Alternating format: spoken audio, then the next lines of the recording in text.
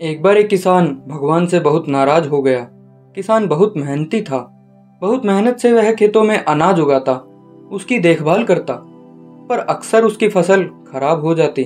कभी सूखा पड़ जाता, कभी बाढ़ आ जाती, कभी तेज धूप तो कभी आंधी। कोई ना कोई कारण बन ही जाता कि उसकी फसल खराब हो जाती।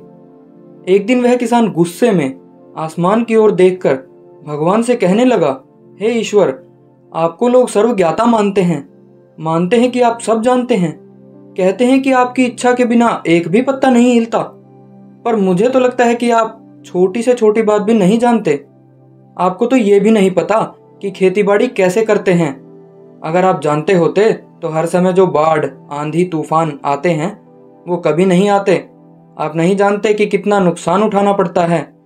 यदि आप मेरे हाथ में यह शक्ति दे दें कि जैसा मैं चाहूं वैसा मौसम हो जाए, तो फिर आप देखना, मैं अन्न के भंडार लगा दूंगा।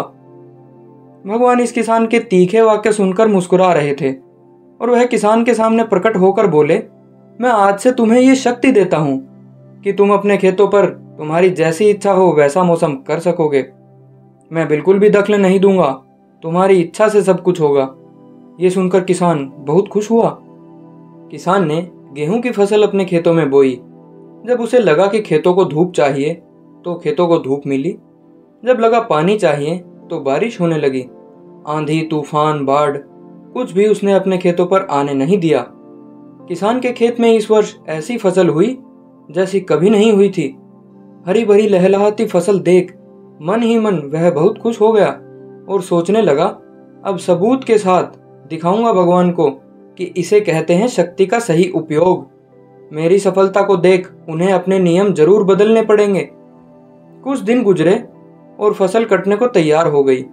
किसान बहुत उत्सुकता के साथ फसल को काटने लगा, पर जैसे ही उसकी नजर गेहूं की बालियों की तरफ गई तो उसने अपना सिर पीट लिया और वो रोने चिल्लाने लगा, क्योंकि गेहूं की एक भी बाली के अंदर गेहूं का दाना नहीं था। सारी बालियां अंदर से खाली थी। किसान बहुत दुखी हो गया। उसने भगवान को रोते हुए फिर पुकारा, हे प्रभु, तुमने ये मेरे साथ क्या किया? क्या तुमने मुझे कोई सजा दी है? भगवान बोले, पुत्र, ये तो होना ही था। तुमने पौधों को संघर्ष करने का मौका ही कहाँ दिया। ना तो तुमने उन्हें आंधियों से जूझने दिया, ना तेज बारिश को सहने दिया और ना ही धूप में तपने दिया। एक भी चुनौती का सामना तुमने उन्हें नहीं करने दिया, इसलिए सारे पौधे अंदर से खोखले रह गए। जब आंधी, तूफान, तेज बारिश और धूप पड़ती है, तभी ये पौधे अपने अस्तित्व को बचाने के लिए संघर्ष करते हैं और इसी संघर्ष से एक बल पैदा होता है जिसमें शक्ति होती है, ऊर्जा होती है, और यही ऊर्जा गेहूं के दानों को जन्म देती है। सारी बालियां इसीलिए खाली हैं, इनमें गेहूं का दाना इसीलिए नहीं है क्योंकि तुमने अपने पौधों को संघर्ष कराया ही नहीं। याद रखिए, स्वर्ण में स्वर्णीय आभा तभी आती है जब वह आग में तपने, गलने और हथौड़े से पिटने जैसे संघर्षों से गुजरता है। कोयले का टुकड़ा हीरा तभी बनता है जब वह उच्च दाब और उच्च ताप की मुश्किल परिस्थितियों से गुजरता है। इसी तरह यदि हमारी जिंदगी में कोई संघर्ष ही ना हो, कोई चुनौती ही ना हो, तो हम भी गेहूं की बालियों की तरह खोखले रह जाएंगे और हमारा कोई अस्तित्व नहीं होगा।